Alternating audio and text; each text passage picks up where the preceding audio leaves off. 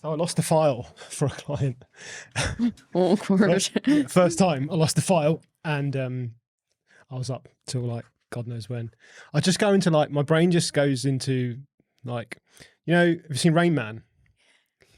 You know how he's just like really super just focused. I'm not saying I'm like super smart. No, I'm not but gonna make loads of money, but with like when can we go to Vegas? no, it's not. I'm not. I'm losing. It's not one of them. I'm losing money. It's just I just get like Super, I have to figure this out. Like, no, I was up till like whenever. Did you do it? No, I lost it. Hope he's not listening. One day he'll come out here. Yeah, I didn't. Anyway. So, Right. So here we are. Are we ready? Yeah, we're ready. Right, Sanjay. I want to have fun.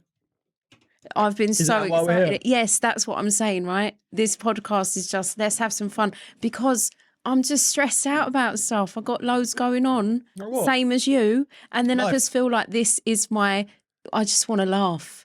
You know, like, don't you feel better? That's when I feel better, when I'm laughing. And I can deal with all of the other stuff when I'm like having fun. I've been having a laugh off our back of our last podcast. I've been Have editing you? it and just like pissing myself every 5 minutes. Why? Because it's funny. Talking about my vinegar Just, yeah, it's just funny. Yeah, I just want to have fun, because how much have you got going on? This is one question I want to ask you, right? Because obviously me and Nisha are quite close and we talk quite a lot, and everything, like, she talks about you and then I'm like, oh my God, me too. And I talk about me. She's like, you and Sunj are just the same person. I'm like, I know this. So this is one question I need to ask you. Go on. How many notebooks have you got? I counted mine last night and I was shocked and a little bit. What? I just organised them. Oh, Lord. Organised? There's 3 there. Are they all in the same place? No. This is where they There's should 3 be. there. There's 1 behind there. There's 1 on the desk there. I had Like, I've like currently being used? yeah, I think I got 4, only 4 on the go. All right. How many you got? Well, there are some, I wouldn't say that I'm constantly writing in the ones that I counted, but there's 15 active notebooks. 15. That's too many how notebooks. big are they? Like A5 size? Oh, like, no, yes, like I've got notebook quite size? a few A5 and I've got 2 or 3 A4 ones. But this is a problem because obviously I keep wanting to say I'm quite an organised person, but genuinely I don't think I am. I think that I've had to be and I've forced myself to be, but naturally I really just don't think that I am. So why have you got otherwise 15? Why have you got so many? I've got notebooks for, I don't know. I've got different gratitude journals. The other day I was out with Georgia and I bought another one because I've just about I've run out of one of my gratitude journals, or one of my journals, and then the other one is coming to an end because I needed to. So I like to carry one around with me in my handbag just in case I'm out anywhere and I need to stop and journal. Is that weird? No. Okay. And then I've got one in my meditation room because, you know, after I've meditated, I need to pick up and start going. Yeah. Then I've got one in my bedside table drawer. Right. And there's another one in there that I've forgotten about. So just gone and bought myself a new one and realised that I'd already got one. I know, it's a problem. And then I've got a notebook for Pilates and HIIT.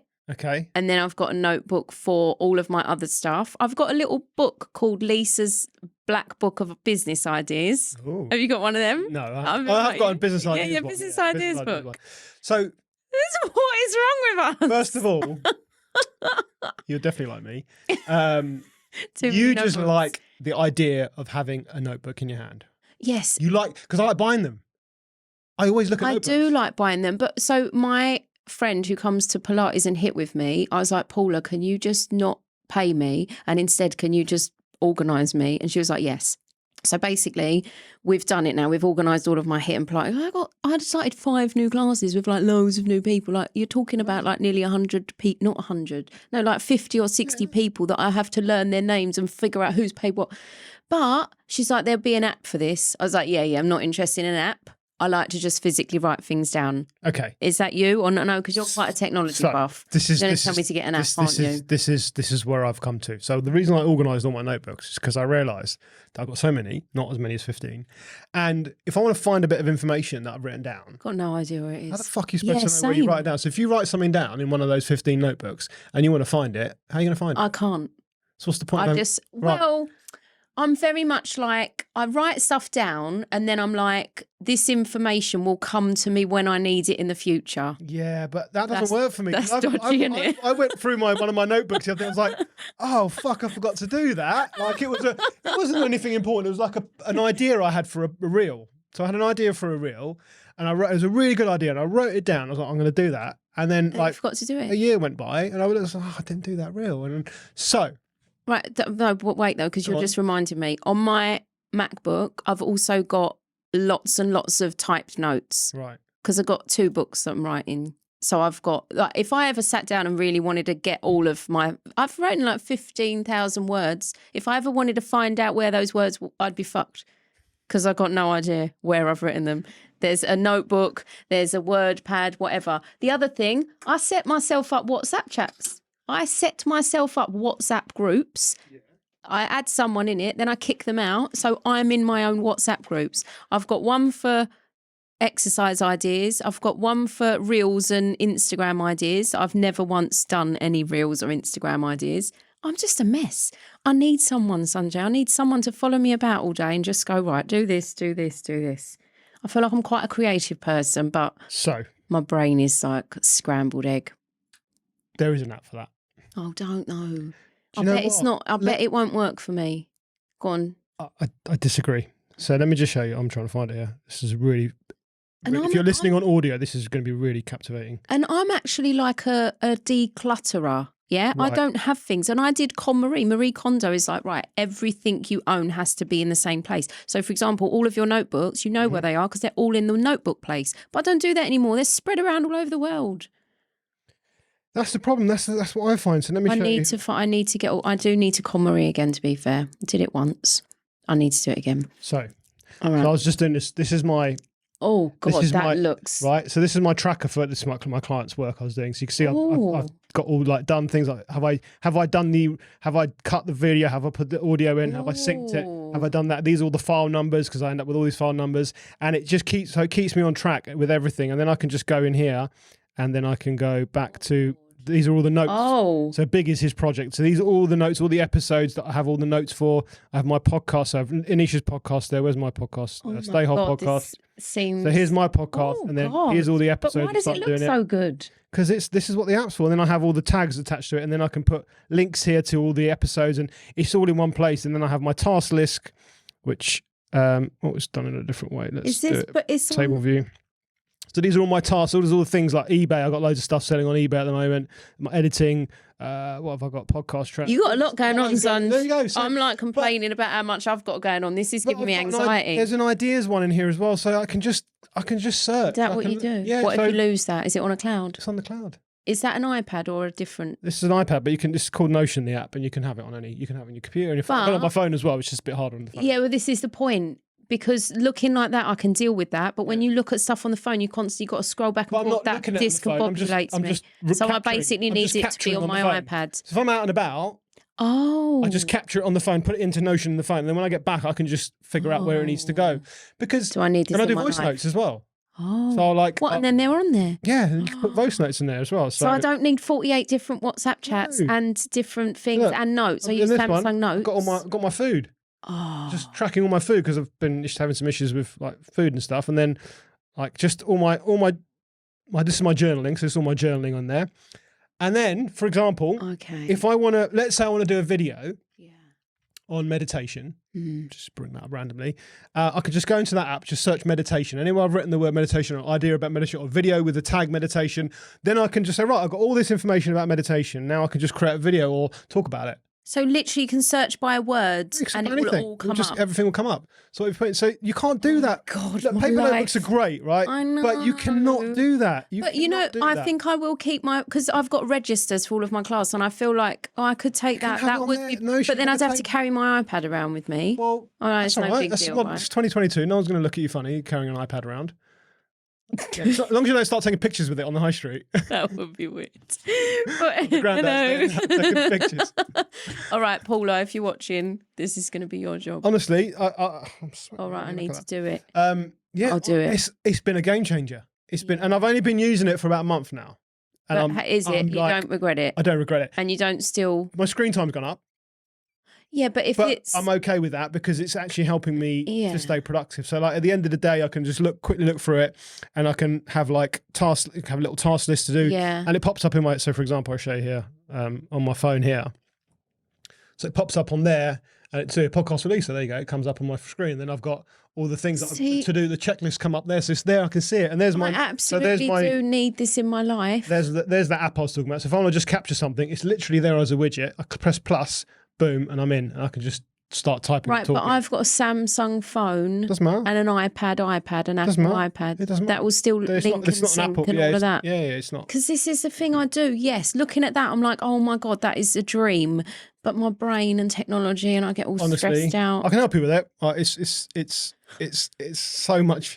We can swap. I'll do your bookkeeping, and you can do my technology. Yes, that's a great idea. Yeah, we will. That's a great idea because I'm doing Anisha's as well for her because she's very much a notepad person as well. But I would not stop journaling. No, I there's wouldn't nothing do wrong with journaling that because absolutely. I do actually like taking pen Yeah, to paper, and it does like but yeah. no, there's organisation-wise. science behind that. There's science behind actually writing. Do you know what the science is? It's to do with.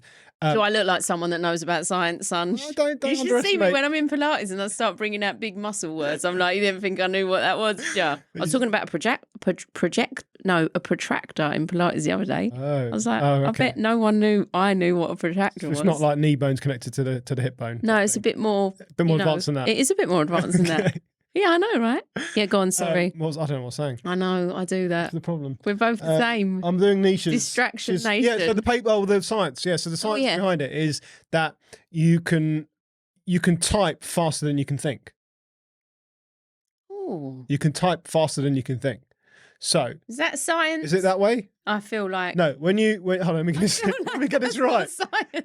No, there is. Like There is. Have you ever seen my granddad with a computer in front of him? Yeah, that's different. So hold on. Let me get this right. I might have got this wrong. When you write. You write slower. I can't write as fast as I can type. Right? I can't. Most people But can't. that's not. But So when you write, you have to slow down. We spoke about this in the last podcast. I was saying I can't write. Remember, I was talking about I can't. you can't write. I said I hate because your brain works. I hate fast. writing. I said I hate writing because my brain's going really fast. And the whole point of writing is to slow yourself down, and it actually is better for you. It's just, But do you know what happens when I write in my journal? what? It doesn't come from my brain. It comes from like the place, the source that we're all. Do you know what I mean? get it. But that's when it gets quick because Yeah. it's just like flowing out of me, and I'm like, oh, I don't know. No, so And plus, I don't think I can type that. I'm not a neuroscientist, so don't quote me on this anymore. But I've read a Say it study. confidently, and people believe. The guy I do videos for, he did a video on it. I'll find the video and I'll send it to you and I'll watch it. But he talks about it, and it's Does it? like I was like, oh yeah, it's really true. And then but when I write things down in journals, I can't find it. I can't find it again. That's a Yeah, problem. but why do you need to find it again? Oh, like notes and stuff, fair enough. But journals, yeah, I just write. And I like that just- tracker, for example, I had in that yellow journal up there, I drew out the table and the checklist, and it's just like it's a faff. So every time I do a project, I've got to draw out the table. So like your registers, for example, right? If you had the registers on there, it's all electronic. You can see when someone's come. You can see when someone's paid. You can see, everything. I know, Like, you can that's just set what it I up. do need I can to set that do. up for you. It's easy. I do need to do that. Yeah. I'll get that done. So All right, question about the podcast. I should have asked this it earlier. podcast, Yeah, you not make so much noise with your bangles because Shall I put them over there? Yeah, because it's going to be like really annoying. I won't be able to edit that out. if I'm constantly fidgeting. Yeah, Question, can I swear? I'm sure we've both already sweared. we already have. All right. Why would you ask that? Well, you know you can swear. I know, but I just feel like with the other one, I was trying to be a little bit more. No, You I swore just in want the first to. minute on the other Did one. I? What are you talking about? Part of You me said feels fuck, like I'm like- trying to filter myself, but I just don't want to filter myself No. ever. That's why That's why I can't do be a podcast. bothered. That's why I do a podcast. I can say what I want. Right, listen, I've got to tell you something. Yesterday, you'll get this, right? Because obviously Lily's 5, Yeah. but I've got an 8-year-old who's in the next school across. Right. And it's a lovely school, and I'm sure it's a perfectly good school. But yesterday we had a bit of a situation, and I need to tell you about it. What's the situation? So, I taught my class. I came home. I thought to myself, do you know what? I'm going to just leave my phone in my car so that I can do some work and not be distracted as I was driving home. And then I thought, but what if one of the kids' schools needs me? 11:05, I get a phone call before I went inside the house from Ernie's school. How bad is that? That's like my mind made that happen, right? Yeah. Anyway, that's irrelevant. Oh, hello, Mrs. Giles. It's blah blah from Bishop Wood. I've got Ernie with me. Nothing to worry about. So They obviously you always start with that. worrying. Yeah, they always start with that. I'm like, right, her voice sounded nervous. Clearly he's broken something. Ernie's been complaining all day about a watery eye and he's not quite happy with it. Right, for a start, all day it's 11 o'clock. Get a fucking grip. Second of all, he's got a watery eye. Literally, they phoned me and I was like, okay. I said, what? I'm not really sure what I'm supposed to do with that information. Is he okay? Oh, well, it is quite watery and it's causing him a little bit of discomfort. Right. I said, so am I supposed to come and get him? Oh, let me ask him. No, don't fucking ask him. Obviously, an 8-year-old is going to want to sit at home and watch TV and annoy me saying my eye hurts. Like, don't ask him. What is wrong with you? So she just went, oh, yeah. And I just sat there thinking, what am I supposed to do with this information? So in the end, I felt guilty. She was like, oh, the teacher said that maybe you should take him to the doctor if it gets worse. Obvious, if it gets worse, I would take him to the doctor. So it was just one eye that was watering. Yeah, it was just had a watery eye. So I had to go to school and pick up a child with an eye that was watering. He's like, Mum, look, all the way down here. I'm like, listen, I don't want to get involved in this. You are absolute lunatics, the lot of you. Okay. Imagine if I was a proper mum that was up London doing busy, important stuff. Proper mum. No, do you know what I mean? But imagine I was a proper working mum who was up London with busy, important stuff to do. What am I going to do? Get on a train and go home because my son's eye's watering? What the actual fuck? That's what I said to Anisha the other day. What? So hold on a minute. This is a point. I want to know what happened though. What's Ernie's my mate. I want to know if he's all right. Oh yeah, that is true. All right. Sunj, What happened? You're supposed to find this story funny and be like, "Oh my god, it's funny." ridiculous." But I need you're to know, sitting there thinking, what's the matter oh with the God, boy? is he all right? Yeah. He's fine. I took him to Nonna's. We had a lovely lunch. But what's with the water?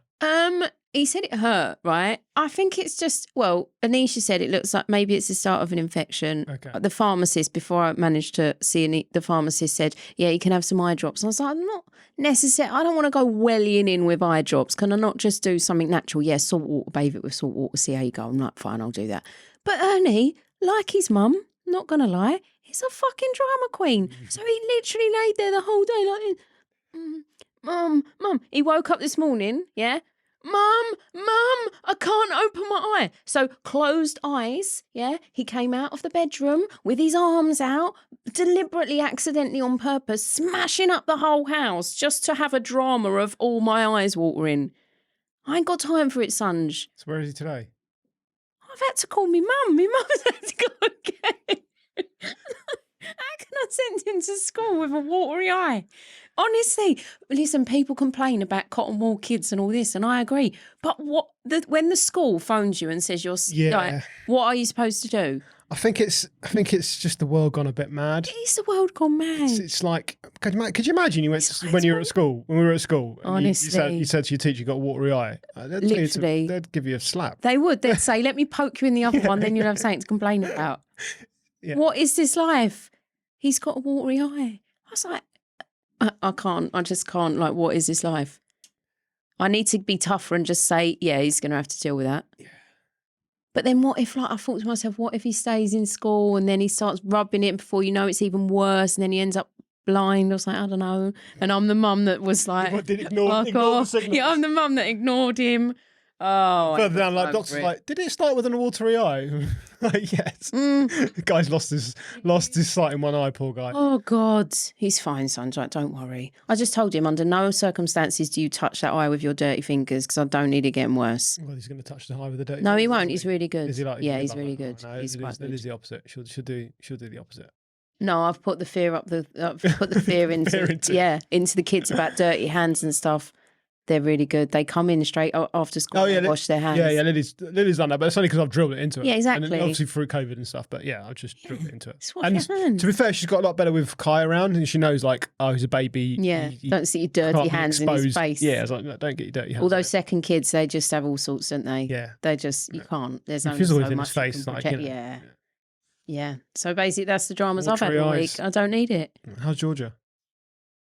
She's all right. She wanted a day off. She was struggling at school the other day. I saw. Oh yeah, so First day back, wasn't it? yeah.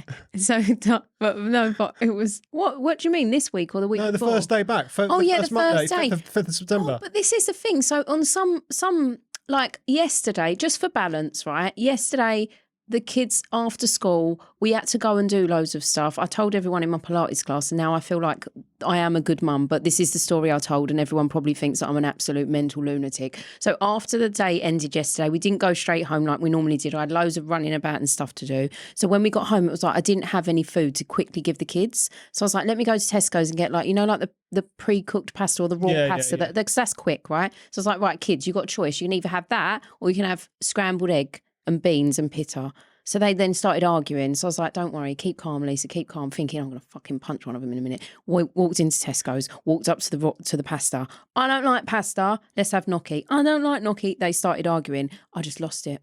In a really calm way, I went, I tell you what's going to happen. We're getting out of here because you're both getting on my nerves. I got in the car. I said, when you get home, the pair of you go in, you wash your hands, you both go to your separate bedrooms. If either one of you talk to each other or talk to me, I'm going to lose my shit. You will go to bed without any dinner. Do you understand? Yes, mum. Literally walked in the house. They did exactly that. Am I a bad mum? Maybe. Right? However, on balance, yeah, my kids are that, they know. They absolutely know that I will send them to bed starving, and that if they get any worse, I could lose my shit and start screaming all over the place. They know this about me. I'm on tilt half the time. I do always apologise though. Right, so that's one side of Lisa, but I'm quite proud of the way that I dealt with Georgia, going back to how is Georgia getting onto school. Yeah, tell us when about she that. first goes in, when she first went in, she's just a bit sad and a bit scared, and I knew fair enough. because I was in a not an angry mum position, yeah. I was like, oh, she probably just wants a bit of support. So I said to the teacher, I know I'm not allowed, but I'm going in. And I just walked straight into the classroom. I said, Georgia, show me where your book peg goes. Show me this. And I sat her down and I got her all, settled. And I said, right, you know where the toilet is. You know where your book bag goes. You know where you're sitting. Are there any other questions that you don't know? Where do I get water? I told her about that. I was like, are you happy now? Can I go? Yeah, mum.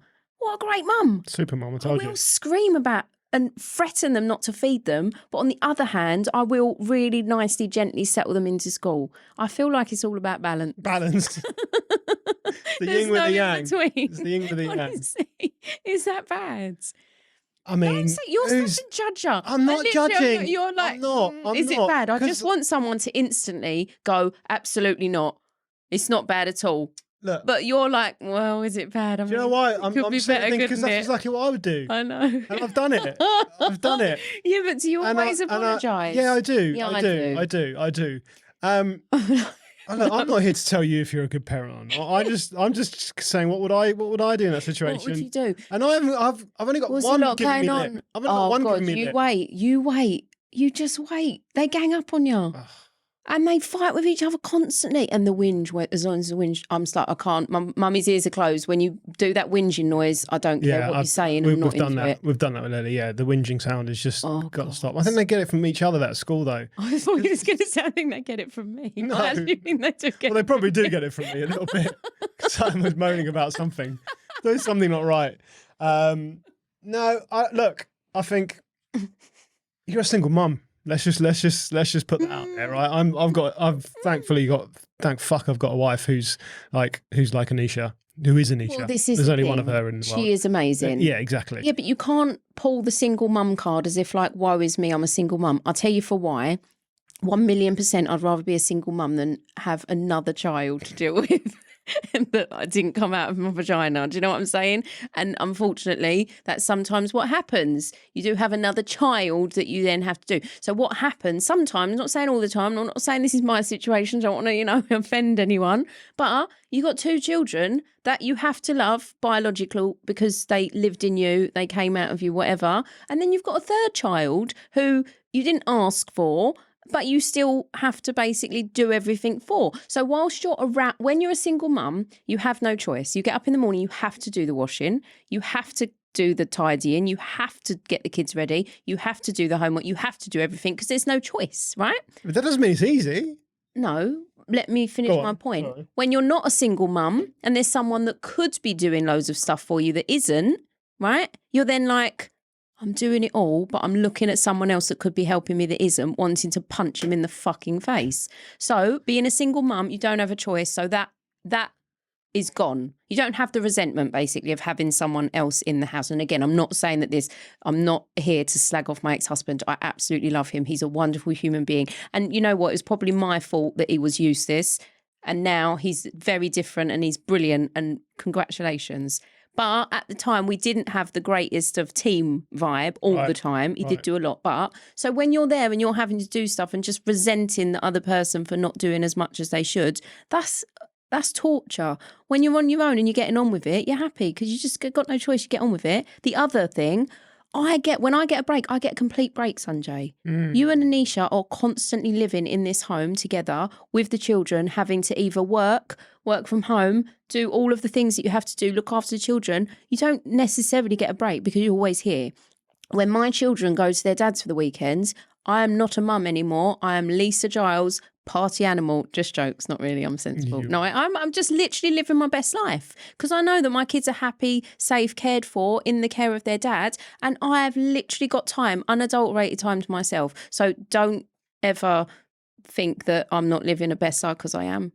I know that's bad, right? Obviously, I can't wait for my next relationship because the second marriage was all about love and fun and all of this, right? Yeah, I'm open to that. But right now, I'm so happy with being a single mom. Does that make me sound bad? No, you're embracing it. I love it. Because you have to. I do. I look at other mums that have got so much going on and I'm like, but at least every other weekend I literally don't get me wrong, I achieve a lot and I'm a hard worker. Yeah. I'm not lazy. But when I go, like this summer, the kids went away with their dad for a week. I went to Spain and got drunk every day by 12:30 p.m. Like, who doesn't want to do that?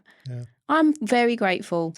Yeah, it is hard, but equally, I do see that. I do see that perspective now that you've explained it. But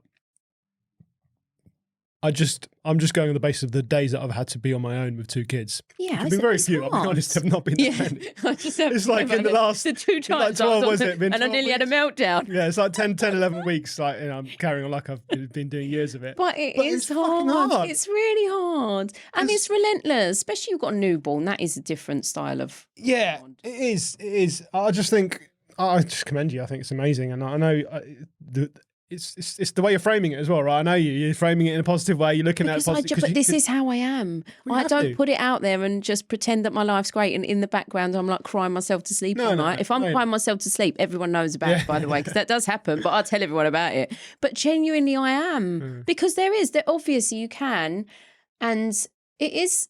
Hard when you're on your own. And in the don't forget, this has been nearly 3 years now, and we've been through all the hard stuff. Me and Paul have been through all of the arguments and all of the difficulties, and I've had to deal with him, getting a new person. So there's another, mum type person in the frame with the kids. Like, I've had to deal with all of that, arguments about the house, arguments about the kids. We've been through all of that. So it's definitely not been easy. However, I'm all about looking for the positives in everything, because otherwise I could sit there, woe is me, and just go, I'm on my own. I did have a bit of a wobble when I came back from Spain because I'd had a bit of, I did have a really complicated long distance relationship vibe going on, and we broke up when I was in Spain. I was like, enough is enough now. It's too much. So I came back single and then had to pick the kids up from Paul and Miranda. I love her. They're lovely. They've got a lovely home with their dogs and do you know what I mean? It's a really nice family unit. Never bothers me. They had the best time away and I was so happy for them. But landing back in the country, single,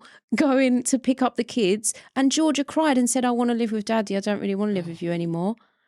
And they were like showing me their holiday pictures, and I was tired. And when I come back, I'd been drinking constantly. So I literally was just stood there in their house, and I was like, yeah, I feel like I'm going to cry now. I was like, okay, I'm going to go. And I just I said, Georgia, listen, we're just going to have to leave the house. And I had a few days of just having the worst mum guilt of, I don't know, just awful and oh, woe is me. So it does happen. It's not easy.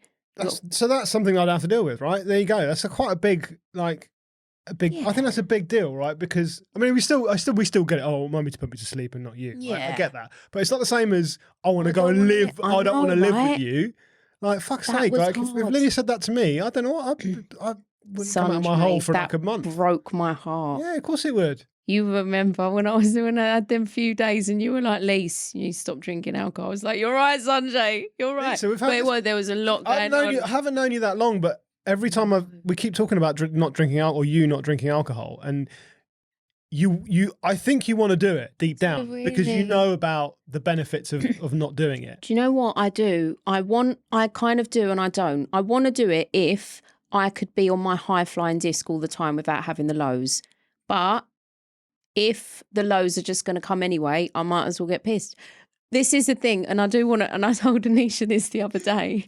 I hadn't drunk since I got back from Spain. And then Thursday, I had 2 beers. Friday, I had 1 beer. Saturday, I had 2 beers. Sunday, Monday, Tuesday, Wednesday, I've been in the biggest funk ever. Is it a coincidence or is it the alcohol? I've been telling you for ages, the alcohol. You are a very positive, upbeat person most of the time.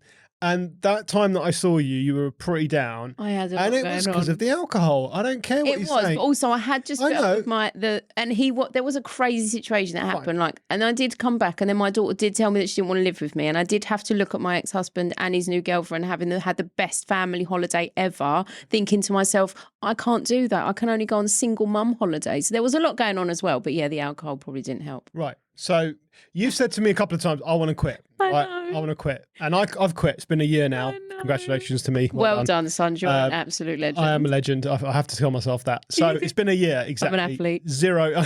You're an athlete. Good talk about that. How that backfired.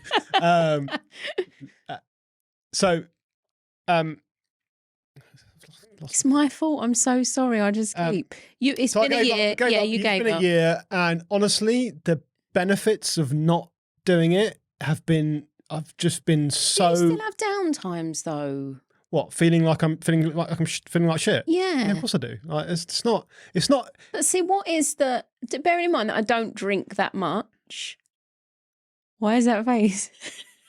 When the YouTube thing comes on and you're editing it, are you gonna edit it so that I say that thing and then you hone in on your massive judgy fuck off Lisa face? Yeah, I've been quite judgmental, haven't I? It's pretty bad. Genuinely, if I could get away with when I feel like having a beer, having a couple of beers, and then not having a 4-day funk after, then 100% I would still drink. I would drink. I would do the same. But it just doesn't work. It doesn't work that way. Oh man, it doesn't work that way. It makes you feel like shit. Alcohol makes you feel like shit. It doesn't matter what you do. It's a downer. It's a sedative. That was only 4 beers over 3 days. It's a sedative. 5 beers over 3 days. Alcohol is a sedative. It is, isn't it? It's a sedative. It doesn't make you feel like. It doesn't make you feel good. It fucks up your sleep. It fucks up your skin. It really does. It fucks up your fucking insides. It's not good for you. And listen to my podcast episode with Carolina. She did a book on giving up alcohol. Oh, really? But not. It's a book for giving up alcohol, not for alcoholics.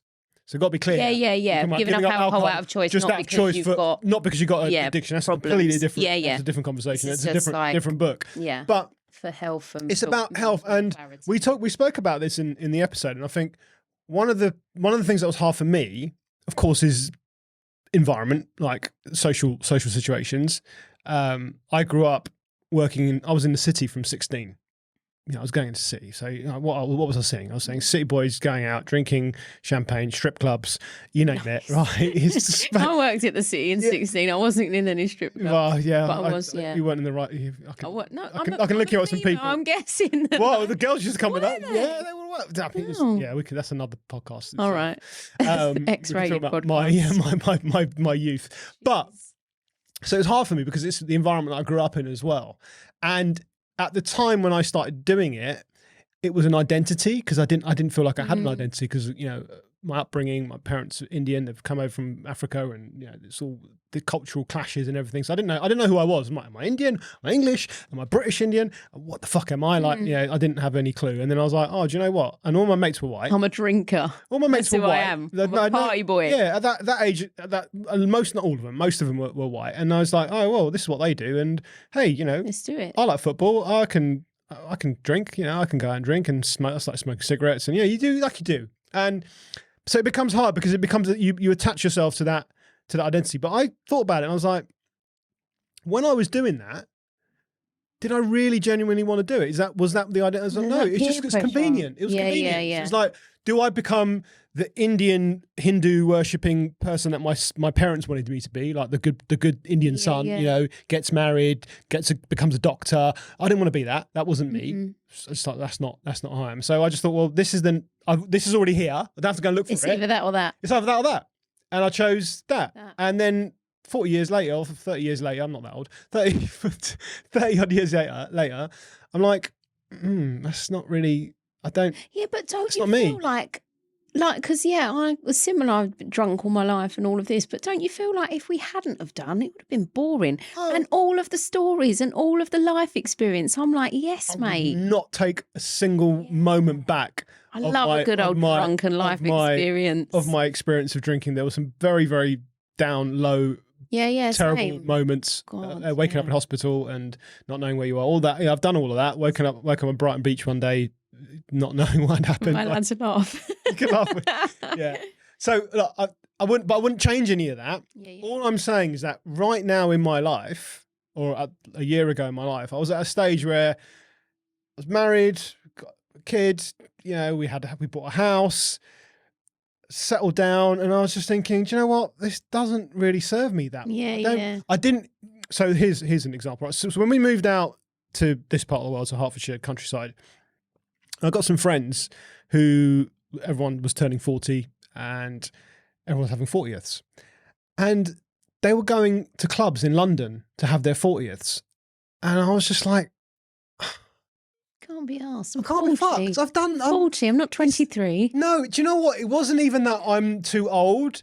It was just can't be bothered. It just can't be bothered. Yeah, I feel like that. To get on a train. To get all the way. Especially when it's a drinky thing. And we're standing in a club, right? Okay, they had a drinking shit drinks as well in a club. Yeah, it's loud. You can't have a conversation with people. I'm sounding like an old man. You do literally sound like an old man. There's an episode of Friends where you would slide right into now. But it's like, and then I'm like, what are they getting out of it? And then you end up drinking a lot, and then you end up getting. I was just like, this is not fun. I do agree. Like, getting drunk is not fun anymore. It wasn't fun. I've not felt getting drunk is necessary for quite a while. So my point is, I used to do it because it was fun. Yeah, right? Yeah. I probably also did it because there was a bit of, there was a bit of depression and a bit of anxiety there, which I was trying to mask over. 100%, I know that now. So I was doing it for that, and now I've figured out other ways I can deal with that, which are not going to cause my body that much damage. Yeah. And also, when I'm not doing it, I just feel better. I just felt better not doing it. And it is easy. We were going to have this chat, weren't we, actually, whether you think it's easier if you're in a relationship or if you're not in a relationship. Right. And I think because Anisha's not a drinker, it's easier, right? Because she's not a drinker anymore. Anymore, for sure. We should get her into this podcast one day and talk about her background. We'll get her back on the wagon one day. No, don't. I'm joking. You don't want to see Anisha drunk. No, but this is the point, that it's not that easy for me, as in... Right, so that's my question. Is it easier to give up alcohol if you're in a relationship, or is it harder if you're not? I'm not talking about it. Is it easier to give up alcohol if you're in a relationship versus if you're not, right? Now, well, it depends. Is your partner a drinker? Right. She was. When you gave up, she was a... When I met Anisha, we met in a restaurant. We went to a club. We were clubbing. We were going out, and she used to come to Dubai and see me. We used to go to club. We used to get shit faced, and we did it. We did it a lot. So she was a drinker. Bit of shit faced. Yeah, we used to get really shit faced. But as we kind of grew together, she kind of, as you do, right? You kind of mold into each other. You kind of take each other's habits, and she started taking the health stuff that I've been doing, and I started taking some of her habits, and then we got to a point where I was like, do you know what? I want to quit. And she's like, yeah, do you know what? I want to quit too. So it's like, all right, well, let's just do it. I feel like that's got to be quite nice to have that support and to, So that was easy for me to make that transition because I had the support of her. So when that happened, I was thinking, after talking to you, I was like, it must be hard when you're single, particularly when what are you going to say now? There's going to be something offensive coming up. I was going to say with all due respect, but when someone says with all due respect, there's no respect. So I just stopped myself, particularly a bit older. Right? What are you saying? You calling me an old lady now? No, basically you said that. You're old. You said that. I said when you're a bit older. You're on the shelf. When you're a bit older. Particularly if you're a bit older and you're single, I can imagine if I was single right now, right, and I wanted to go out and meet people, I think it would be very hard for me to do it without drinking alcohol. Right. See now, Or not having alcohol involved in the events, right? That's my personal opinion. That's what I think. See, this is the thing with me, and I have single friends who are drinkers and they do exactly the same as you. And I'm the opposite. I'm like, mate, if I'm going out to meet someone, best foot forward. I don't need alcohol in the mix to make me a dick. I'm quite happy. But I'm a very outgoing, and I go into everything just like I want to know everything about something. Do you know what I mean? Yeah. Different. I don't need Dutch courage. I'm not that person. Okay. I actually am probably, if I'm on a high flying disc, with my super positive, I'm better without alcohol. Okay. Do you know what I mean? If you were going out with people, like I said, you can go out and not need it. But what if you were in an environment like I was a couple of years ago in a nightclub, standing up, squashed, dark, super loud music? How are you going to have a conversation with someone and find out all about them and what they're about? I mean, no, but then that's what I'm not. I don't think now, as a 41-year-old woman, this is how I'm going to meet someone, because this is going to sound judgy. Unless that person happens to be there just, on a random off the cuff, do I want to really be meeting someone that's every weekend still getting shit-faced in a nightclub at 40-something years old? Not really, not my cup of tea, not my vibe. Okay, so if you were going to go out, if you met someone not in a where do you meet someone, Sunj? Where am I going to meet someone? I'm not single. You're the single one. There's like Tinder and like stuff like I'm not into it. I did a couple of online dating a couple of times and it just put me off. I can't. I just can't. It's so easy now. Oh, it's not, because you just got to talk shit to people. No, I'm not into it. I'm like literally. Hold on, you just said talk shit. Like face to face is one thing. Via like chatting, typing, I ain't got time for it. I'm literally like, if I met someone that would just, let's just meet up for coffee and see, because you got to get the vibe. Right. I did meet this guy I called my soulmate. He was amazing. He's not my soulmate, clearly, but I'm just like, if you're going to go in, just go all in. And he was the same. And I met him on Bumble, and we had an evening of the most hilarious time of my life. I literally just laughed constantly. Everything was hurting. My jaw was hurting. My stomach was hurting. Just like for a few hours of just voice noting each other. Yeah. And just like, we were like, oh no, this is really bad because I'm not a judgy person. But we were like going through and swiping through Bumble and showing each other what was available on the other side and just like coming up with these stories for these people. And I swear to God, it was the funniest thing in the world. And we were like, imagine if it was this easy. Imagine if when we meet each other, we find each other really attractive and there's a spark and it's this easy and this is it. Soulmates. And we had that conversation because I'm like, why not? Right? He was amazing. Met him, not the spark. That was the end of him. He was my soulmate. I loved him. I think it's hard. I think it's hard if you're single, because I really do. I think it's harder. But then I was thinking, well, what if your partner wasn't if on your the same? Partner's a drinker and your partner was still up for drinking, and I wanted to give up. I was like, that would be pretty hard. Super hard. I'm really easily led as well. If the next boyfriend that I get, is like a super healthy, let's all not drink and do this, I'd be bang on it. If he happens to be a little bit of a party dude, mate, sorry, laters. You're a sheep. I'm not a sheep. That's harsh. No, not at all. But I am just a kind of, I'm just easily led. Happy-go-lucky. You go with what? I'll go with the flow. I will go with the flow until, obviously, if there's a problem, then, I can't even say that, Sanjay, to be honest, can I? If there's a problem, I'll just be blindly led and I'll be like, oh dear, I shouldn't be here. Oh, I'm a nightmare. So the question still remains, do you want to give up alcohol?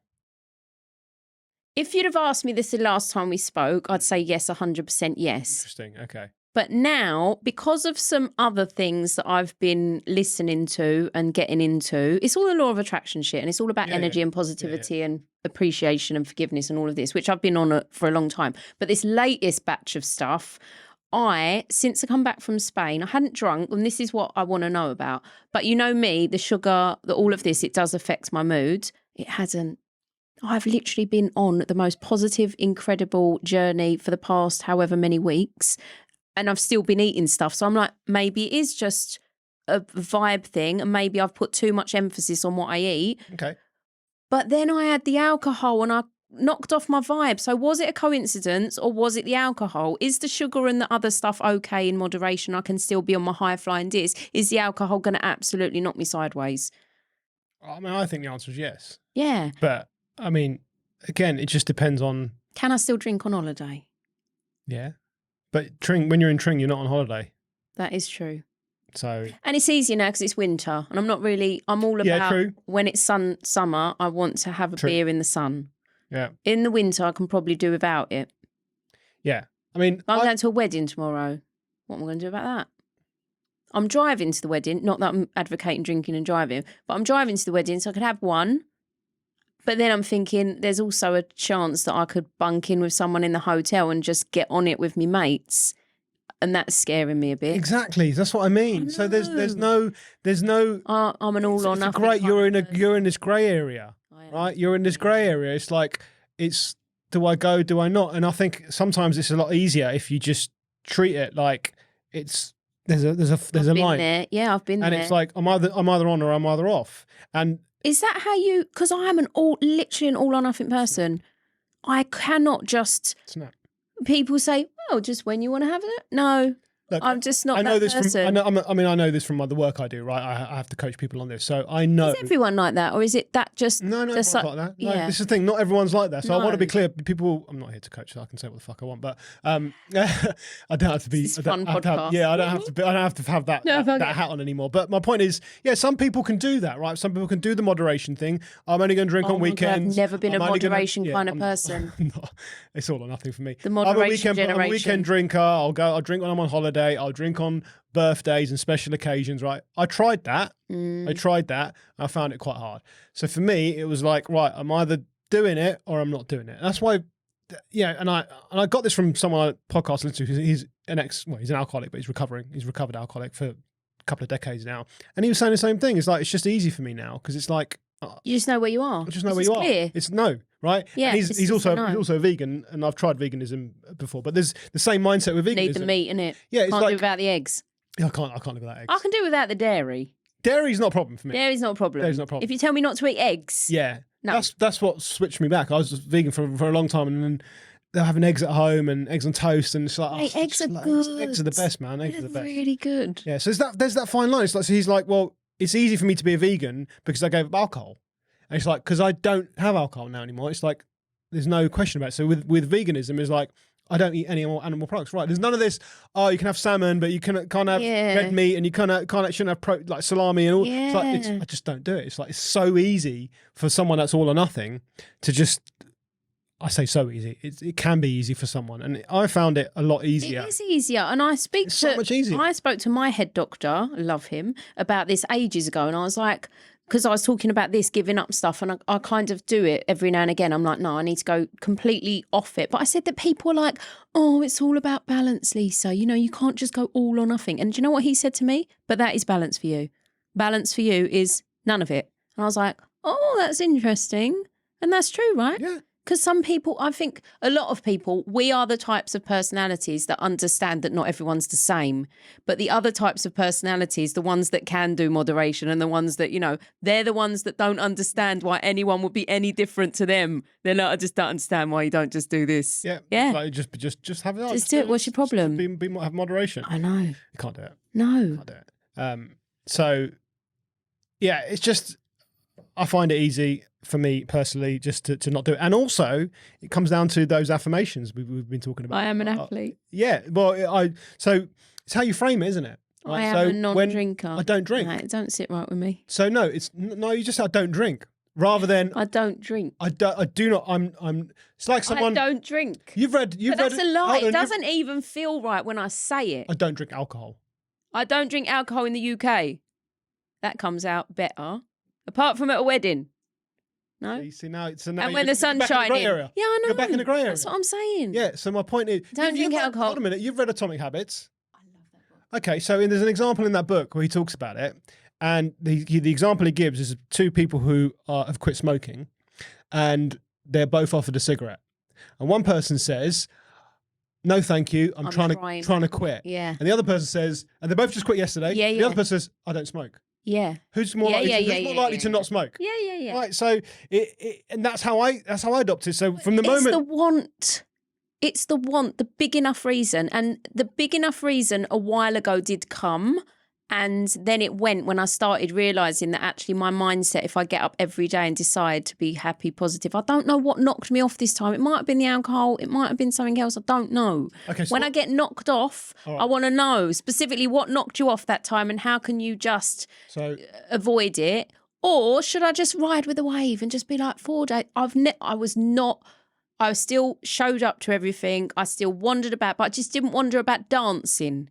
That was the difference. That was when I'm low now. When I used to be low, I'd show up for nothing. I'd lay down on the floor.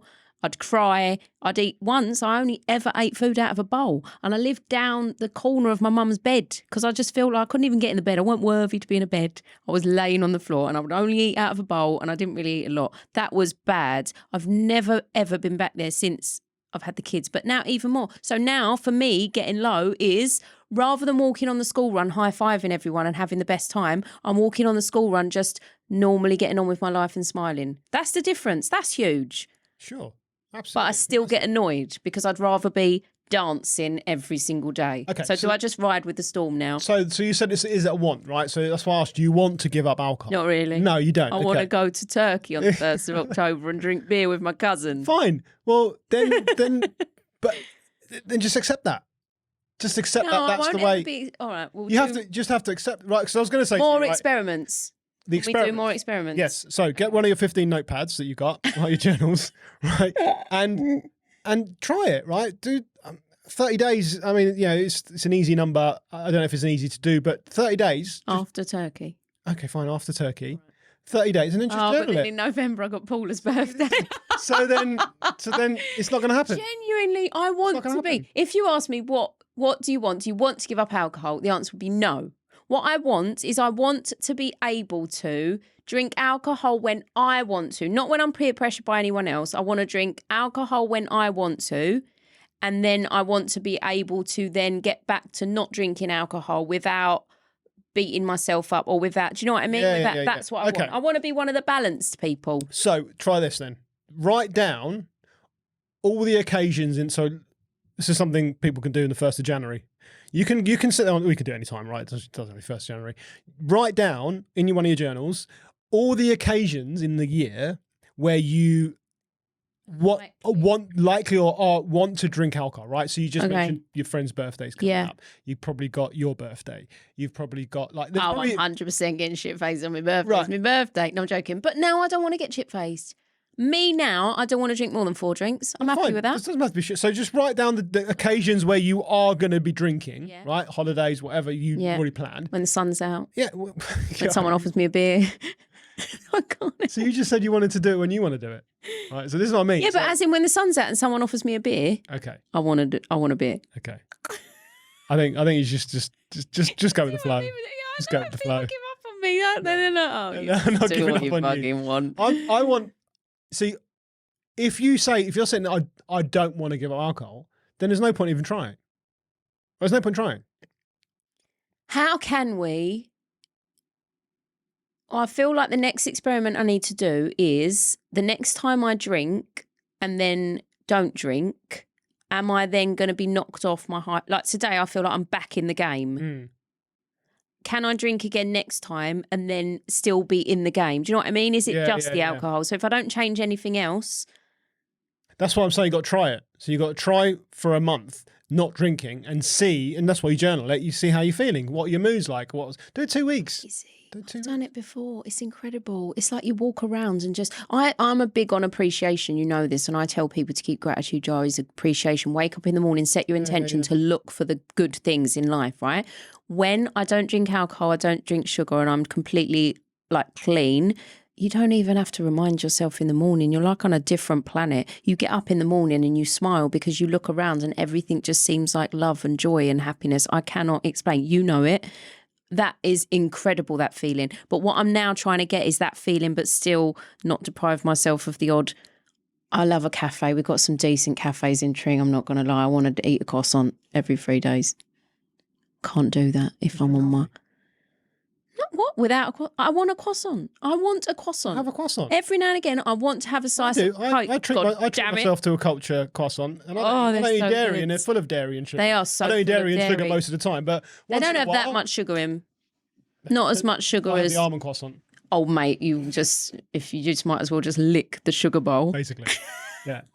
So I want to be that person, Sanjay. I want to be on my high flying disc all the time, but I still want to be able to have. You just said so many positive things about not drinking and how you feel. Incredible. But Why would you not want to replicate that all the time? I would, but I also want to know, can I do it, but in a different way, right? So I know that it can be done by completely cleaning up everything. I'm talking no sugar, no refined flour, no caffeine, no alcohol, no processed foods or chemicals of any kind, right? It sounds difficult, but it's not that difficult once you're kind of in. We're quite healthy anyway. Can I do it a different way? I don't want to eat kebabs and McDonald's every day, right? I'm still very conscious of what I eat. If I eat a cake, I'm making sure it's a homemade cake and it's from a decent place where they make their own cakes and it don't have a lot of shit in it. However, can I do it a different way through mindset and still have the cake and the occasional beer and a shot of tequila every now and again? I'm joking. I like tequila. Pure tequila, that's the point though. If I drink tequila, I have 100% agave nectar tequila, like none of this, shit. Yeah. Proper. You got to try. Who knows? You got to try. You got to give it. You got to experiment. But I think if you're... I don't even need alcohol to be fun. Some people need alcohol to have... So that's how I felt when I was younger. I felt like I needed to drink. It was the confidence. I'm sure many people resonate with this. I wasn't a very outgoing person, so I got Dutch courage, right, from drinking alcohol. Now... I've been to parties and events where I've not, last year there've been weddings. We went to New York, went to a wedding. Yeah, how do you cope with being around? I feel great when I look at other people. Yeah. So that wedding we went to New York, I mean, it was extravagant. Insane. And there was alcohol was flowing like you wouldn't believe. And I was just watching people doing it and I was like, oh, I felt so good. Really? I was like... I do, yeah, but that's the thing. And I do feel like you do. And that's the thing. And Anisha said, don't you feel like having a drink now? I was like, no. However... Yeah. When we got to Mexico, after New York, we got to Mexico and we were sat on the beach. I felt like I wanted a beer, right? And I 3 or 4 days. Sorry, maybe we weren't there for that long. But yeah, 4 or 5 days we were there. So I think on the third day, I was saying to Nisha, I was like, I really just want to sit on that sun lounger and just have a beer. And she goes, why don't you do it? And I was like, yeah. Do you know what? And I had this self-compassion. I was like, it's all right, Sunj. You don't have to. You can have a beer. Right, it's all right. Careful with that little. The other, remember those cartoons when you were angel the devil, and then the angel popped up and was like, if you have one beer, that'd be it. That might be it, right? That's you've opened the door. You've opened the door, and I said to myself, if I have one beer, what am I going to get from it? What am I actually going to? Am I going to feel that much better having had a beer? Rather than not. And I decided the answer was no. And then in that later day, she goes, oh, you can have beer. I was like, no, I just changed my mind. But that's amazing. So number one, I think the all or nothing is because once you let it in once, you'll then go to yourself, because this is what I do all the time. Then I'm like, well, actually, you had one beer and nothing happened. So actually, maybe you can have a bit more balance. And then it turns into that, right? So that's the thing. But also having the space for you to actually think it through. That's the difference. It's having that, giving yourself that chat, right? Rather than just making that decision, if you actually sit back and go, right, what am I going to get from it? Because I'd be exactly the same. And actually, when you think about it, you could sit back on a sun lounger and have a really good coffee, and what are you trying to get out of it? It's just that nice. And that's what I love just sitting with my face in the sun with a cold beer. Yes. But you could do it with a coffee. I had a cold brew. Right, exactly. There's this guy with a cart and he was going along the beach and he made the best cold brews. What is it, cold brew? Cold coffee? Cold coffee, yeah. Oh, right, yeah. Coffee, yeah. So he made this amazing cold brew with oat milk and it was like a cold latte. Yeah. And I had that and I sat on the beach and it was lovely. It was just as good. Right? And I thought, oh, this is just good. This is what you wanted. And then in the evening we were in the bar and they were really good at this. I was like, I don't drink. Can you make me a non-alcoholic cocktail or a drink? And he's like, yep, don't worry, leave it with me. And he made me this drink and it was amazing. And we had a dance that evening with Lily. I've got videos of it and it was fun, right? It was really good fun. And I was like, and I woke up in the morning, I didn't have this alcohol, just the fog. Minor fog, it's not. Because it does even just affects your sleep, doesn't it? So this is what made me stop. So it was August, Anisha's birthday last August, where we went out for I'd stopped for a while before that time, and it was her birthday. I was like, so I did that thing, right? These are the occasions I'm allowing myself to drink. Anisha's birthday, blah blah blah. I mapped them all out. So I went out on her birthday to Giggling Squid in Burco, and I had a glass of champagne. And that night, I love champagne as well. That night, I had the worst sleep from one glass. Yeah. And then she woke up, she goes, oh, it's a terrible sleep loss. I was like, yeah, me too. And that was it. I was like, you know what? I'm done. Yeah. It was it. It was just like, if that's going to happen on one, Yeah. imagine what happens if I have 4 or 5. Even talking to you now isn't making me want to. All I keep thinking is that, but don't you miss that buzz, that just little cheeky 2-beer buzz. That's all it takes now because I don't drink a lot. 2-beer buzz. Oof. I just think, what did I do with the buzz? Oh, I Right, just go, I don't know. Well, I was thinking, what did I do with the buzz before? And I used to drink a lot of alcohol. I used to watch a lot of football. I don't anymore. There's a reason for that. And I used to drink whilst watching sport or football a lot. And I was thinking, what did I used to do with the buzz when I was watching football? I just turned into a lunatic. That's what happens. You just turn into an absolute lunatic, right? You get every emotion is exaggerated, right? You know, you lose the ball, oh, you score a goal, and it's like, oh, you're hugging your friend, and it's like the best thing in the world. And I'm like, really? Like, come on, what did you?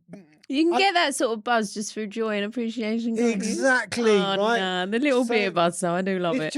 I think the difference here is, right, I deep down really, really wanted to not drink alcohol. Yeah, right? yeah. And it comes from lots of different things because of the work I do. I understand what it does to your body. I know what happens long term. I've seen people who have suffered with alcoholism close in our family. So for me, I was like, do you know what? I really, really want to quit this. Yeah. And that was the difference, right? Whereas so I'm asking you, and you clearly don't, and that's okay. Right? Not right now. Okay, not right now. That's fine. Not right now. That's fine. But I know I really, really wanted to. So what I started doing, I just started saying the positive things that are going to happen when I'm not doing it, and I looked at all the negatives. So when I was out, for example, with these events, there was another birthday party at Anisha's uncle's 60th, I think it was, and there were lots of people drinking. I would just sit there and watch people and then go, they're going to feel like shit in the morning, right? That person's going to, that person's going to feel like shit. That's what, because when I quit drinking at the beginning of the year, I did I feel like it was maybe 2 months. I know that's not a lot of time, but that's pretty good. in that time, 60 days is decent. I had one of my best friend's birthday, and we we go large. And we went away to Bristol for the weekend. I drove. I did not drink one time because I was in it. Honestly, I had the best time. And these girls got wasted. And I was just like loving it. But we went into this cocktail bar. Funnily enough, what did make it easier was there was another guy there and he was the same. He was like, no, I don't do drinking anymore. So we had a little bit of a chat and it was easier. But just watching them, I still had fun. Yeah. But I could exactly relate to that. Like looking at them thinking, oh my God, I'm so glad I don't drink like that anymore. But for me, I don't ever want to get drunk. I just want to have a couple of little cheeky beers. But you are going to get drunk. No, you will. When I was in Spain, I got up to having 6 beers and 2 shots of Zambuca before 12 in the afternoon, and I weren't drunk. I was tipsy, but not drunk. I weren't like, no. I was just like. Right, but it took. Okay, so then it was good times. It was a good time. So then there's nothing. Who does that though? What animals do that? This was my holiday life. There's some people that's their life. They get up and drink beer for breakfast. I'm like, mate, good for you. Yeah. I found living the dream. Distraction was a good finding something else to do. So that party that we had at her uncle's house, massive party, and they're big champagne drinkers. That I already stopped drinking. It was September, so I gave up in August. So it was literally it was the first big event that was coming up after I quit. So I took my camera. Yeah. And I said, you know what? I'm just going to film. And I took my proper camera, like not my phone. So you gave yourself a distraction. I gave myself a job to do. Yeah. And then I just started videoing, taking photos of everyone. And, when there's a photographer around, everyone's like getting in. So I was just taking pictures of everyone. I was like, you know, this is great because now I've got something to do. Yeah. And I'm taking pictures of all these drunk people and there were videos and I made a little movie of it. And it is entertaining going out with drunk people. Yeah, and it's fun. I was watching them and I was like, oh, this is great content. Like I'm recording this and this is going to be great because when they see it, they're going to be like, oh my fucking God. Right, and it's fun, and I thought that I'm giving something back to these people because I'm showing them what they look like. No, I'm capturing their memories. Yeah. Right, because not that I'd want to ever see myself from what happened in my past, someone filming it, and I would never want to watch it back. But I don't know, just capturing memories for people. And I thought that was a good distraction for me. So I think for me it became easier because I had the photography thing to fall back on. And who doesn't like? To completely change the subject now, we'll watch taking photos, for example. Like right now, the beloved Queen has just passed away, and everywhere you go, especially on Tring High Street, there's loads of photos of Yeah, the yeah. Queen, and you're seeing lots of photos on the TV, and there's like old photos coming up. Everyone's looking at the photos, going, "Oh, look at that! Look at the Queen! Like, doesn't she look beautiful?" I'm looking at the photos, goes, "Someone was there taking a photo. There was a bloke there with a camera, and he captured that shot. And look how amazing it was! Isn't it amazing that there was actually someone there with a camera?" That's how I'm looking at it, right? Because I'm thinking. Turning around, it happened. You're such a photographer, aren't you? No, but Who thinks like that? I do. I think like that. We were No, watching. do you know what I think? You know, this is what I think. Like, don't hold that thought because this is going totally off. But I think things like this, like when you look at like, you know, films in the 80s, that dog's probably dead now. I know, it's the same thing. Yeah, I guess so. I guess it's looking at it from a different perspective. It's a different different perspective. perspective. You're Yeah. like, oh, there was someone there taking that picture. Yeah. I never think that. You Yeah. just think, oh, it's a photo. Absolutely. Like we watched a documentary when it was like a couple of years ago, where it was the anniversary of the 9/11 attacks, and there was a documentary, and they were showing like behind the scenes footage that had never been released before of what was happening with George Bush and his administration at the moment, you know, who's in that school and what happened. And there were they put loads of, and they were in the war room, whatever they call it, and they were doing, and there was a bloke taking photos while this, and at the moment the buildings fell, the bloke took a picture of George Bush and captured his face. And I'm like, the world is incredible. the shit's fucking hit the fan. Yeah, yeah. Right? And there's a bloke there with a fucking camera taking at the photos. time, But though- at the time, you're probably thinking, what the fuck are you doing? Yes, exactly. Right? At the What the time, fuck are you people were like, doing? you fucking Idiot. The world's Put the ending. fucking We're camera being away. attacked. Yeah. You're taking photos. But now, 20 years thank later, God. aren't you happy? Aren't you Yes, glad that someone was there taking a photo? Right? Oh, So that's... yeah, that is true. Look, I I'm do not saying love everyone that. needs to become photographers, because there's no business. Thank God that you are. But listen, the other thing I want to say is that aren't you glad that Facebook weren't around in the 90s when we were out getting shit-faced? Yeah. Oh, mate, that would have been would've been horrendous. That would've been There are still some pretty savage videos of me floating about from like Are there? when Facebook. Yeah. On Facebook? Not on my I've got secret people's Facebook that no one knows about. I've got a apart from secret the people. Instagram. Have you? Yeah. Tell me. I'm not telling anyone. Why? I haven't told anyone. It's a secret. Have you got a secret I've got a Instagram? secret What's it Instagram. got on it? I'm not What, an telling old one? No. No, but my fake Facebook is secret because it was like when Facebook was first invented. So literally, it's just full of videos of and pictures of me just being a dick. No one's friends with me. Only, you'd never find it. What is your secret Instagram about? Hey, it's a secret. Oh, I can't say it's a secret. If it was a secret, why'd you bring it up? Because you said you got a secret Facebook. Yeah, but my secret is a secret, but loads of people know about it. And you can request my friend all you like. It's not going to happen. But this secret Instagram, I want to know more about it. No. Do you post on it? If you can find me, so this is the if you can find me Challenge accepted. on Instagram, my secret Instagram, then you'll know. But Hey, you've got 2 already, though. This is a 3rd. it's the 3rd one, yeah. Jesus, I'm who not has obsessed. 3 Instagrams? I don't post it all the time. It's a little experiment I'm doing. Oh. I'm just doing a little experiment. Is it an open one or a private one? No, it's open. It's public. So the experiment I'm doing is I'm going to see- find it. Yeah, okay. This is what I want. I want to see. Can you? And I know. It's like I'm doing like a science experiment, right? You know, when you do science experiment, you have a hypothesis. It's like, what do you think is going to happen? So I've written a hypothesis. I believe that it's very, very hard to grow on social media organically, right? Right. Organically. Okay. So what I did was I was all right. Let me create a profile, Yeah. and I'll post stuff on there. I'm not going to follow anyone. Right. Right, I'm not going to follow anyone. So, and I'm just going to put shit out there, hashtags and whatever. Oh, so and you will see- use hashtags and stuff. Yeah. Right. I'm not going to. I don't tag anyone. I'm not following anyone, and I'm just going to put stuff out there and see if this account can grow. Just So as in you're like trying to beat the algorithms or work out what the... yeah, I'm just trying to see. Yeah. And I believe that you can't. I Yeah, believe that. probably not. I think it's hard anyway. So that's the reason I have my Oh, secret interesting. Instagram, and it's still out there. And And is it growing? Well, how's the I haven't experiment checked it for a going? while. I need to check it. I need to check it. Hmm. Now I've got to do another one for this podcast. You're going to have to do that. All right. I'm What do doing I all the have to editing. do? I'm doing all the editing. I've got a really good idea You got about... to do something. Yeah, I will. Yeah, so Oh, I'll but remember that I'm not very good at technology. you're good at social media. And also... You just got to talk about it and promote it. Oh, I don't mind doing that. Yeah, You know what I mean? I that's love the what sound of my own Yeah, voice. I'm not asking you to do anything that you're not good at. Also, I've got a very good idea about how to promote it. I'll Yeah. tell you later. And I need to promote my services as well. Like, Yeah, of course. yeah, that's it. Videography services, by the way. Not I'm talking about anything else. Yeah, yeah. So you can. That's what I want you to do. I'll do all the.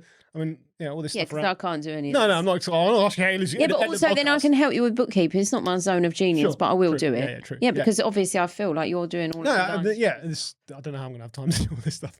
This is what I literally just thought. You've got another Instagram account, and no, but I don't, it's not. I say I got another Instagram. I'm not like. It's I'm not not. like- Even my Instagram, I don't post on it every day. I went through that phase of everyday posting. Make sure. And I was just like, this is a point when Instagram becomes a faff. You're just that's not what I literally just. That's why I only ever post on my stories. Really, every now and again, I think, I should probably put a post out. My stories is just me when I can be bothered talking shit about my life. Now I just post clips from my podcast, and it's like, well, Yeah. it's a good place to put it. If people want to watch it, they will. I'm not worried about who watches it, how many people watch it, is it growing? I'm going to put it out there.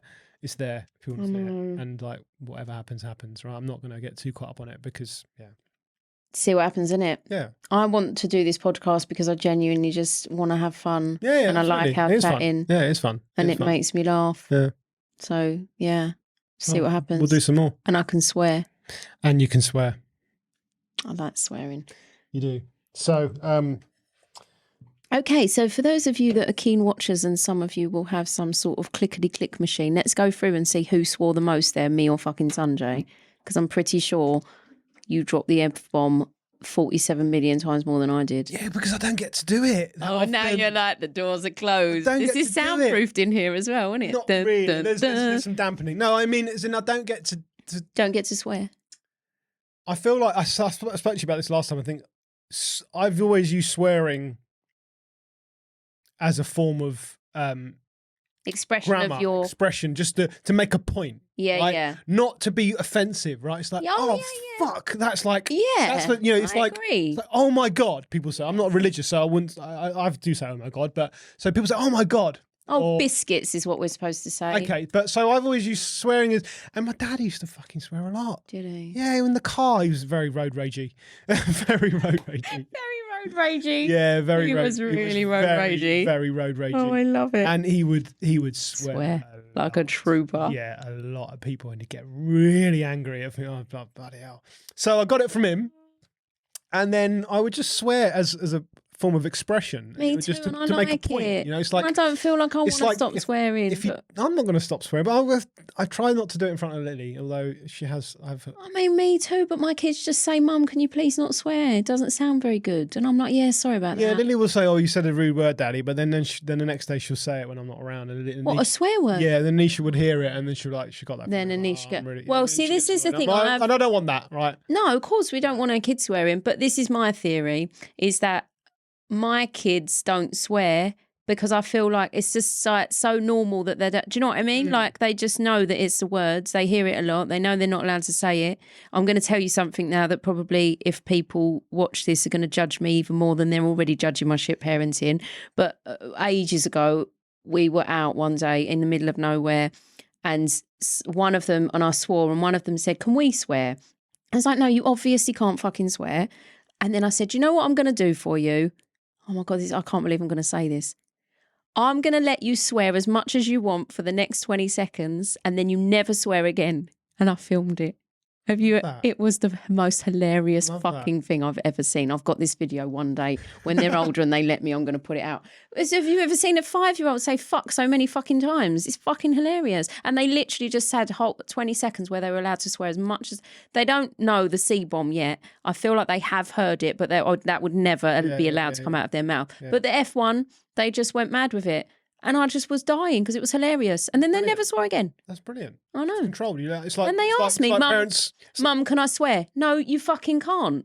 And they don't. It's like parents who allow their children to have alcohol, or you can have alcohol at 5. Yeah, yeah. Get a shit face if you want now, and then you'll never want to do it again. In Europe they do it though. No, but that's the point. Yeah, exactly. It needs to be not going back to the drinking, right? Yeah, yeah. We have a massive binge drinking culture here. Yeah, in the UK. 100% agree. I binge drank my entire youth, right? Same. We know that. And yeah. So, but it's not the same in Europe. No, because they like have a little cheeky wine, red wine. Yeah, exactly. They'll allow their kids to have a little bit, so they're growing up with it around them, and it's not taboo. It's not like you shouldn't do it. Yeah, and it's I think the same with swearing's a bit different, but it's a similar thing, isn't it? It's like, well, if you just use normalize it, right, and it's not, you don't make it such a big deal. I don't know. And they look at me and probably think, it's not big, mum, and it's not clever. Yeah. So they probably just think, I don't want to sound like that. I'd rather sound polite and intelligent. Yeah. So But personally, I don't really fucking care. the problem is I listen to a lot of music that has swear words in it. And yeah, that just happened to be on today. But there's a lot. I mean, look around me. There's the hip hop. There's loads of hip-hop stuff around. So I'm into hip hop in that. So there's a lot of swearing in that. So I try to find the clean versions. So where I can, now thank God for Spotify, you can find clean versions of it. Yeah, it's all clean, loads of clean hip hop playlists. Do you have to just Google it? Because obviously, just go on Spotify, clean hip hop or clean, because there's a lot of swearing in music, and I listen to music all the time. Yeah. Also, I do listen to Mickey Flanagan in the car, and the kids love it. I know that's bad. Lily's favourite artist is Cardi B. Oh yeah, she swears a lot. Yeah, she swears a lot, but there's a clean version. Is there a clean version? Yeah. All right, like so I have the clean version, but someone might think, well, she listens to Cardi B. I'm like, well. So what? She likes the music, she likes the beat, she likes the dance. This is the thing. She's not listening to the swear. She's not listening to the words right now. Not right now. Although, does she not sing along? Because Georgia sings along to a lot. She sings the chorus a lot. The choruses aren't that offensive. This is the other thing. I think it's important that kids know what swear words are and know that they shouldn't say them, because otherwise they'll innocently be just singing along to swear words. So this was my plan. It was one day to sit down and just write them all out and give her the meanings of them. No, but it's important. You're gonna write out the words. I'm gonna well actually I'm gonna do a podcast with her. I'm gonna get us that right there. Tuesday. And I'm gonna say, right, these are the swear words. Not at 5. The C-bomb. She needs to know. I didn't know what that meant. Do you know how many years it went by? I probably only know what it was about 10 years ago. No, that was a long time.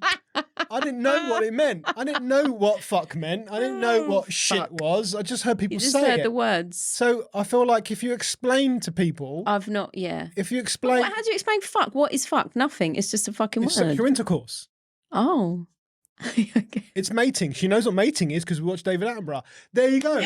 Please don't sit down with your child and write the word fuck on a piece of paper and then write sexual intercourse.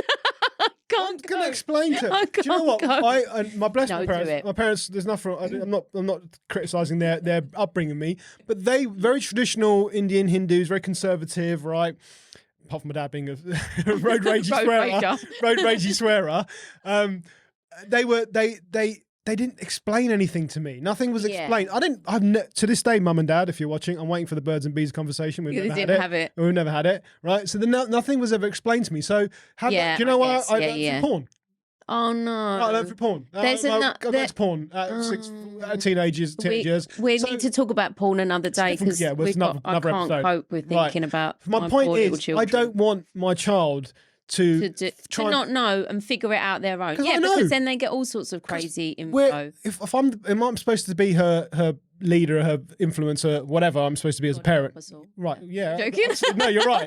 But the least I can do is if I know about something, I agree. Explain it to her. So I will have that, yeah. So I've already had the birds and the bees conversation with her. The fact that you went about writing it down, I can just imagine I can't ever imagine writing the words, I'm not going to say it, see you now, piece of paper. Oh! I only heard it on Mickey Flanagan, right?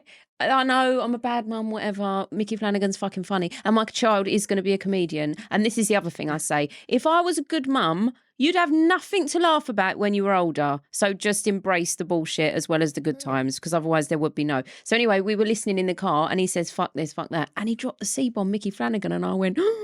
And I looked at Ernie and he went, don't worry, I've heard that word. I was like, no, you fucking haven't. It's definitely not heard it from me. And he went, yeah, I heard it from school. I was like, that's not okay, is it? That's not okay. I said, that is one word. Don't ever accidentally. That's just not good. They're going to be exposed to it.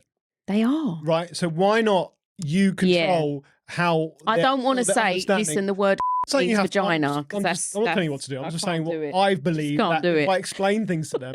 Like, for example, now she knows about how babies are made. She gets it because of David Attenborough. So we're watching that. There's a show he's done one about the offspring, like the baby animals and how they come into the world and their upbringing. And so we watched it, and there's obviously mating. So the first time we watched it, she's like, "What are they doing, Daddy?" And I think it was like 2 elephants or whatever. And getting in amongst it. I said they're making a baby. Oh yeah. And she goes, "Well, why did they have to do it like that?" I said, "Well, the boy elephant has a seed, and he has to give the seed to the mummy elephant. Yeah, right. That's elephant has an that's egg. age appropriate. Right? Mummy elephant has an egg. She knows. Yeah. So the egg. She knows she goes, elephant's born an egg. I was like, no, there's an egg inside her. Yeah. The seed goes to the egg. I explained all of that. Yeah, yeah. And then the baby comes out. All right. And she's like, oh, okay. All right, fair enough. No, like, but what about this? Or, she understands it. I said, the other day we were watching something. She's like, oh, look, Daddy, they're mating. Yeah, yeah. Like, great. It's not taboo. Right? That's the thing. And then I'm just led by them when they ask. Then she said, is that how you and Mummy made Kai? Exactly like the elephants. Exactly like the elephants. Not exactly like the They're elephants. mammals. I was hoping there'd be a bit more romance, like maybe not one. I don't remember. I've not seen elephants mate, but I can't imagine it was very romantic. No, then we saw some rhinos. It was pretty rough. The rhinos were quite rough. Rhino roughness. Yeah. And then there was one of them, one where they like when the male has like a harem, like he goes round. I think was it? He just goes and mates all of them like an orgy. Yeah, do you think they're not like loyal to each other? They're not like, what do you call it? Celibate? No, monogamous. Monogamous. Sorry, monogamous. They have but like a lion will go and mate. The lion's different. They live in prides, but some animals, they'll just go and mate like loads of females. Well, at the same time, like go to one to one. Yeah, because it's a season, isn't it? It's like it's the season. It's great. It's literally. It's like something. It's like Christmas. It's like hold on. They get horny. Our seed out as much as possible. They get horny, and then they just go out and just spread their. Jesus, I need to watch more David Attenborough. You do. You learn so much about life, and then he knows. And so we don't watch that sort of stuff. She loves it. Yeah, I do love a bit of David. Yeah. Anyway, so my point is, by explaining things to her that are a little bit taboo, I feel like it normalizes it. It doesn't make it a big thing. I agree. And I think it's just, and she knows more about the world. They need to know. And I don't know, schools are probably a bit better than when I was in school. They're probably teaching them, but I'm not going to rely on that. No, God, definitely not. This sort of stuff, just bring it to her. Yeah, I agree. And even, getting a bit serious here, but even about things like emotions and like, if I'm angry or if I'm cross, I'll apologise like we had a discussion. Same. And I'll explain to her, say, look, Daddy, I shouted, I'm really sorry. You haven't done anything wrong. Yes. I'm not feeling good at the moment. I'm not been in a good place. And anything I'm saying is not because you're doing anything bad. It's just because I'm angry at myself or whatever it might be. And yes, I'm the same. And I do. That. And I do, yeah. And now she'll come up to me and she'll know I'm not feeling in a good way, and she'll give me a hug. I know. Oh, she did it. I told her about my back, hurt my back the other day, and she came up to me the next day. And she's like, "Daddy, is your back okay today?" I was like, "It's still a bit stiff. It's a bit sore." She goes, "Can you pick me up?" I was like, "I still can't pick you up." And then she just gave me a hug. She goes, "I'm really sorry about your back." Yeah, like, amazing, because she knew I was in a funk, and she knew it's because of my back. Why. I'm the same. Georgia sat next to me on the stairs earlier because I was like, I've told the kids, like, listen, I'm in a funk. Everything's pissing me off, yeah? Please just know that whatever, you don't expect miracles from me right now, and know that whatever comes out of my mouth is not about you. And earlier on, Georgia sat down. She literally quoted my words back to me. She went, Mum, I think rather than looking at the bad things, you just need to look at what's going right in your life right now. Yeah. And I was like, man, you're amazing. So, yeah, I'm going to have the conversation with her about swear words. Just going back to that. So we started this. Yeah. Yeah, she's going to... Not yet. I'm not going to do it at 5. Let us know when Lily comes into school and she goes to Georgia, do you know that the word actually means vagina? Georgia will be like, sorry, what? So, yeah. I don't know if... I haven't told Anish about that, so she's probably going to... She'll have something to say about it. Sunj, can we just have a chat before you go writing the word on a piece of paper? I might not write on a piece of paper. I might just say it out loud. I might just record it. Some evidence. Well, let's make a song. Oh, that's a good idea. Let's make a song, please. I've been desperate for someone to make a song with me for ages. I've got no musical talent. And we could put it on YouTube. Yes, and be like, this is how you teach your kids. Tick the thing, this is for kids. This is for kids. And just teaching them about swear words. Well, this is for kids, but also it does have the word, yes, let's do that. It's factual, isn't it? You're not making shit up. No. This is the other thing. I need to stop now because I've got work to do. But this is the other thing, right? Parents used to make shit up just to satisfy your curiosity. No, we don't do that. And I believe that when you make shit up, they don't believe you, right? And then they keep asking questions, right? So when you make bullshit up, I think they're just like, and you can see it in their head. Don't register it. All right, then I can't think of examples right now, but or the birds and the bees story. Oh, how babies, whatever. They make shit up, these stupid fantasy stories, and they don't believe. When you actually just tell them the physical, this is the truth. Science. There was something I can't remember what it was now. It wasn't anything like rude or anything like that. She asked something, and I said, "Oh, this is," and it was. she probably didn't understand what I was saying to her. I just explained what it was, and she's like, "Oh, okay, right." That's it. She knew that Because she knew I was genuinely telling her the kids truth. are human I wasn't lie making up detectors. some stupid story. Like, Yeah, I kids feel know. like that's also important, and I feel like I was told so many stories Yeah. about life and things and how things are, and I just think, and then when you find out that that's all bullshit, I know. well, It how does are make you gonna laugh feel? though. My granddad once told me, like, in London where we grew up, like there was sheep on the side of a hill, like quite a banky hill, Yeah. and there were sheep there. And I was like, how come the sheep don't fall over? And he was like, well, they've got 2 of their legs are shorter than the others. And that's why when they're on flat ground, they walk around in circles. Brilliant. Accepted it. Totally accepted it. Until one day I was like, oh, I think he was pulling my leg there. Just had it. I had that. Yeah. I might have thought, Granddad, don't talk shit. But I had it. I was all up for That's it. what I mean. So yeah, I agree. So just telling the truth and being Although like, sometimes let's lie to our kids when it's funny. like what? Like that. I feel like that's worth, like the sheep thing. I feel like we should, because sometimes it's entertaining to just lie to your kids. Yeah, I don't agree. You don't think so? No, I don't agree. That's just me. I think. I think it's funny. Yeah, I find I it. say it tongue in cheek. They know that I'm lying, but sometimes That's what I'm worried about. What? I was a fucking terrible. I'm not terrible. I was one of the best liars when I was younger. You know what they 'Cause say? I was always doing shit that I shouldn't have done. I lied a lot, and I used to get caught out for it, and I used to get You in a weren't lot of that trouble good for of a it. liar, And clearly, I were you, wasn't if that you good. got No. Caught out. They say that children that are good liars turn out to be successful humans. So we're right about that. Yeah, but I don't want her to be. I don't. If she lies to me like how I lied to my parents, I'll be really. I'll be so traumatized. It's a different level now. We're different people. We're breaking chains. I hope so. Sanjay, we're breaking chains. I hope We'll so. talk about that next time about breaking chains. Yeah. But we are definitely. So I also don't want to model the behaviour of lying too much. And if I do sometimes say something which is not true, I will say Only it was a joking. joke, or and she now we will even question things. She's like, "Is Daddy joking?" Because like I do. Are you being serious? You've been serious. And Yeah, I'm like, I agree. Serious. But that's okay. All right, I won't tell them about the sheep. Yeah. Do what you fucking want them, my kids. You gotta be careful though, Sanjay, because Georgia and Lily are good friends. So Yeah, whatever I parenting know. mistakes are, if I know. make Georgia be an absolute nightmare, she's basically going to pass it on. They won't. They'll be the best. They'll be fine. I know. They'll sort us out. Yeah, exactly, and they do.